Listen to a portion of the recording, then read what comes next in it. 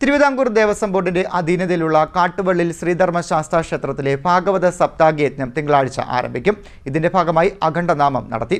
തിരുവിതാംകൂർ ദേവസ്വം ബോർഡിന്റെ അധീനതയിലുള്ള കാട്ടുവള്ളിൽ ശ്രീധർമ്മശാസ്താ ക്ഷേത്രത്തിലെ 61ാമത് ഭാഗവത സപ്താഹയജ്ഞം തിങ്കളാഴ്ച ആരംഭിക്കും. തിങ്കളാഴ്ച മുതൽ 23-ാം തീയതി വരെയാണ് യജ്ഞം നടക്കുന്നത്. ഹരിപ്പാട് വേണുജിയാണ് യജ്ഞാചാര്യൻ. ആലപ്പുഴ സോമനാഥ്, കണ്ടിയൂർ സുഭാഷ്, ഹരിപ്പാട് മുരളീധരൻ എന്നിവരാണ് പൗരാണികർ. ഭാഗവത സപ്താഹയജ്ഞത്തിന് തുടക്കം കുറിച്ചുകൊണ്ട് അഖണ്ഡനാമം നടന്നു. മേനാമ്പള്ളി നാദതരംഗയാണ് നാമം അവതരിപ്പിച്ചത്.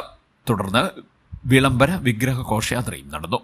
നിരവധി ഭക്തജനങ്ങൾ ചടങ്ങുകളിൽ പങ്കെടുത്തു.